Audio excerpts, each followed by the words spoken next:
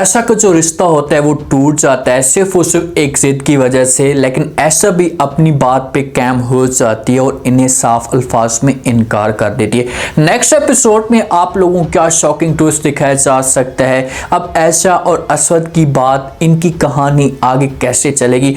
पिछले रिव्यू में आप लोगों को मैंने ये बात क्लियर कट बता दी थी कि इन दोनों की कभी भी शादी नहीं होगी। ऐशा के लिए बहुत बड़ी मुसीबत आने वाली है, इसका रिश्ता टूट जाएगा, इसलिए एक लाइक तो बनता है और लास्ट में चैनल को भी सब्सक्राइब कर दें, क्योंकि इस जगह पर आप लोगों को इंटरेस्टिंग रिव्यू देखने को मिलने वाले हैं। सांप से ऐसा को तैयार किया जाता है, स्कार्फ करती है अपने पूरे बदन पे, जब आती है दुल्हन के रूप में तो इसका जो होने वाला हस्बैंड होता है, मंगेतर होता है, देखता है तो ये सीन सारा का सारा उसे पसंद नहीं आता और अपनी माँ को जो वो बार बार मना करने की कोशिश करता है, क्योंकि उसे जो वो एक मॉडर्न लड़की चाहिए, उसे ऐसी लड़की चाहिए जो अपनी मर्जी के मुताबिक उसे इस्तेमाल करे या यूज़ करे। इसी वजह से वो अपनी माँ को बार बार मना करने की कोशिश भी करता है और साथ में एक फोटोग्राफर लेकर आता है कि भाई इसकी तस्वीरें हम खींचेंगे और सारी दुनिया को दिखाएंगे कि देखिए हमारी दुल्हन कैसी है, जब मेरी होने वाली बीवी कैसी है। तो जहाँ पर ऐसा स्कार्फ करती है तो इसकी सारी उम्मीदों के ऊपर जो वो पानी फेर देती है। जिस वक्त असवद आते हैं तो पीछे से जो वो असवद की होने वाली मंगेतर, असवद के साथ जिसकी शादी होने वाली है, वो कॉल करती है असवद को, इससे पूछती है और कहती है कि हाँ ऐशा कैसी लग रही है। तो आगे से असवद जो बड़ा प्यारा जवाब देते हैं, इससे कहता है कि हाँ अनुज से ऐसा बहुत प्यारी लग रही थी, बहुत ज़्यादा खूबसूरत लग रही थी। अब असवद का जो बात करने का मकसद होता है ना, तो वो तो अनुज को जैसी करवाने के लिए ये बात करता है ताकि इससे थोड़ा सा गुस्सा है। तो आगे से अनुज से कहती है भाई क्या मतलब तुम्हारा, तो असवद बात को घुमा देते और कहते हैं कि बस मैं ये कह रहा हूँ कि वो अच्छी लग रही थी, अगर आप देखती तो हो सकता है कि आपको भी पसंद आता। अनुष्का को आराम नहीं आता, उस वक्त इसने अपनी माँ को इनकार तो कर दिया था, लेकिन अब ये चैन के साथ नहीं बैठ रही और बार बार जहाँ पर ये असवद को कॉलिंग करती है उससे सारी वजूहात पूछती है। हो सकता है कि इसके दिमाग के अंदर जो एक शक चल रहा हो, इसी वजह से बार बार असवद को कॉल करती है, लेकिन असवद वहाँ पर अकेले जाता है और ऐशा को देखते हैं तो इसके दिल को सुकून मिलता है। असवद की जो फैमिली होती है ये पहुँच जाती है, जैसे वहाँ पर जाते हैं देखते हैं ऐशा को, तो ऐशा का जो स्कार्फ होता है, इसका जो लिबास होता है इन लोगों को पसंद नहीं आता। तो इसी वजह से ऐशा की माँ के साथ बात करते हैं और कहते हैं कि आप ऐसा करें कि ऐशा को बोलें कि ये इसने जो स्कार्फ ओढ़ा हुआ है इसे उतार दे, फोटोग्राफर हम लेकर आए हैं तो हम इसकी तस्वीरें लेंगे। तो जहाँ पर ऐशा के पास माँ जाती है और जाकर बात करने की कोशिश करती है और कहती है कि बेटा आप ये सब कुछ ना करें, इस वक्त वो तस्वीरें लेना चाहते हैं, आपकी शादी होने वाली, आप किसी और की बनने वाली हैं, तो आप उनकी मर्जी के मुताबिक अपने आप को सेट करें। तो आगे से ऐशा जो है ना वो इनकार कर देती अपनी माँ को, उससे कहती कि माँ जी मैं कभी किसी भी सूरत में ये सब कुछ नहीं कर सकती, मैं हमेशा के लिए ऐसी रहूँगी और मेरा आगे का जो टारगेट है वो सही है। अगर आप लोग मुझसे कहते हैं कि मैं कमरे के अंदर जाऊँ, अलहदे में जाकर तस्वीरें बनाऊँ, तो वहाँ पर जो फोटोग्राफर होगा वो भी तो गैर मुहर्रम होगा ना, तो फिर मैं उसके साथ कैसे ये तस्वीरें बनवा सकती हूँ, मैं ये सब कुछ नहीं कर सकती। जिस वक्त ऐसे बातें कर रही होती है, अपनी माँ को इनकार कर रही होती है, तो आगे से वो जो अरशद की माँ होती है वो ये बातें सुनती है तो वो उससे से आग पकोला हो जाती है और वो ऐसे की माँ को बातें सुनाना शुरू कर देती है और कहती है कि देखें कि कितनी बदतमीज लड़की है, कि कितनी ज़बान चलती है, इसको बात करने का अंदाज नहीं आता, बदतमीजी के साथ बात करती है। वहाँ पर ऐसा जब से बातें सुनती है तो बड़ी हैरान और परेशान हो जाती है। हालांकि ऐसा जो बातें कर रही होती है वो अपने हक पे कर रही होती है, किसी की मर्जी के मुताबिक अपनी ज़िंदगी को, अपनी एक मंजिल को बर्बाद मत करें। ऐसा कि ये सोच है कि भाई मैंने अपनी ज़िंदगी ऐसे गुजारनी है तो मैं इनकी मर्जी के मुताबिक अपनी ज़िंदगी को एक सुकून के साथ जो ज़िंदगी गुजार रही हूँ इसे कैसे बर्बाद कर सकती हूँ।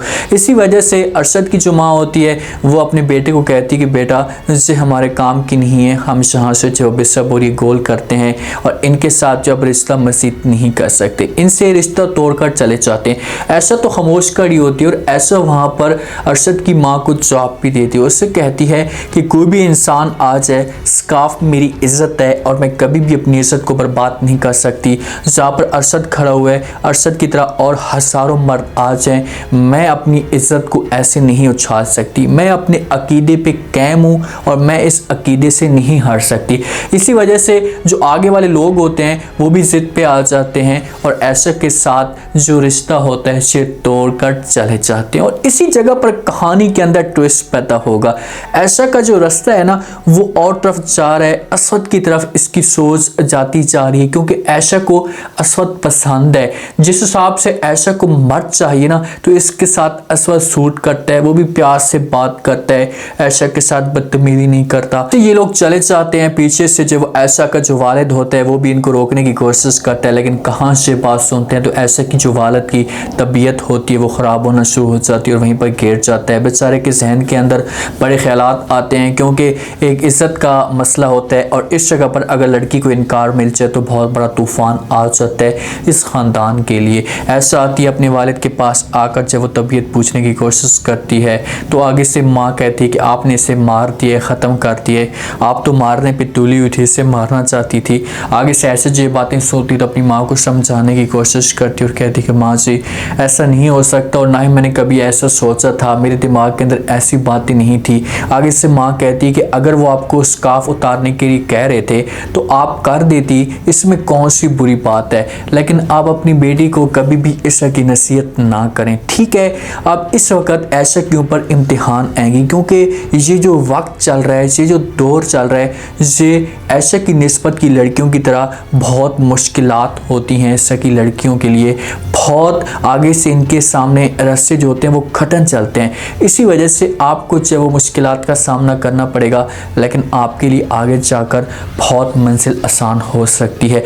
माँ भी बातें कर रही है बेचारी के ऊपर कि अगर आप थोड़ा सा स्कार्फ उतार देती और क्या हो जाता, तस्वीर बन भी जाती, इसमें कोई इतना बड़ा मसला ना था। जिस औरत ने सारी ज़िंदगी स्कार्फ की है और आज सिर्फ और रिश्ते के लिए वो स्कार्फ उतारती, ऐसा कैसे हो सकता है। तो वहाँ पर ऐशा अपनी माँ को कहेगी कि माँ जी वो बातें सारी ठीक है, मैं आपकी बात मानने के लिए तैयार हूँ, लेकिन मैं कभी भी ये सब कुछ नहीं कर सकती और मैं कभी भी स्कार्फ नहीं उतारूंगी। वालिद को किसी तरीके से इसकी जो हालत होगी ठीक होगी, लेकिन आगे से वालिद हो सकता है कि ये भी ऐशा के ऊपर बातें करे या ऐशा के ऊपर फ़ख्र महसूस करे। असवद की जो फैमिली होती है ये सारा का सारा सीन देखने के बाद ऐशा को तसल्लियाँ देते हैं। उसके बाद ये लोग घर आ जाते हैं, लेकिन असवद की माँ और असवद के वालिद के दिल के अंदर ऐशा के लिए जो जगह होती है वो मज़ीद बढ़ती जा रही है। मज़ीद ये जो जगह आगे चलती जा रही है। खाने की टेबल पे बैठे होते हैं, वो दोनों बातें कर रहे होते हैं, तो आगे से असवद का जो वालिद है वह असवद की माँ को कहता है कि देखा ऐशा कितनी प्यारी बच्ची है, उसका आज भी अपना जो अकीदा है इस पर कायम है।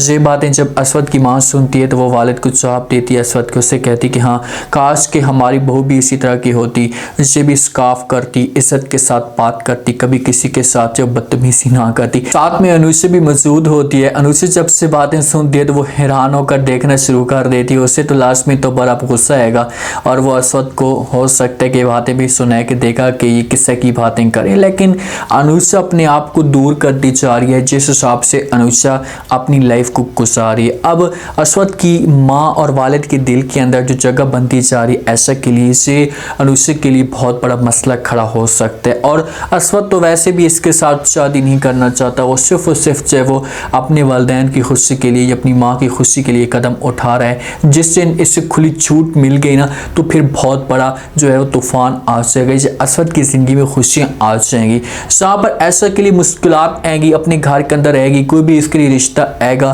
तो ऐसा रिश्ता आएगा कि उनकी जो डिमांड होगी वो सही होगी कि भाई ये स्कार्फ नहीं करेगी, उसके बाद हमारी मर्ज़ी के मुताबिक ये रहेगी। तो ऐसा अपनी ज़िद पे, अपनी बात पे कायम है, इन लोगों को इनकार कर देगी। अब नेक्स्ट एपिसोड में ट्विस्ट ऐसे आते जाएंगे, ड्रामे के अंदर जान जब वो पैदा होती जा रही है। उम्मीद है आज का रिव्यू, आज का ये टीजर आप लोगों को पसंद आया होगा। आपने कमेंट सेक्शन में अपनी कीमती लास्ट में आपको क्या लगता है, क्या नेक्स्ट एपिसोड में कोई बड़ा ट्विस्ट आ सकता है। जिस हिसाब से ऐसा के लिए मुश्किलात बढ़ती जा रही है, तो क्या ऐसा की शादी किसी और के साथ हो सकेगी? कौन होगा जो ऐसा के साथ शादी करेगा? असवद के साथ ऐसा का जो रिलेशन है कैसे बढ़ेगा?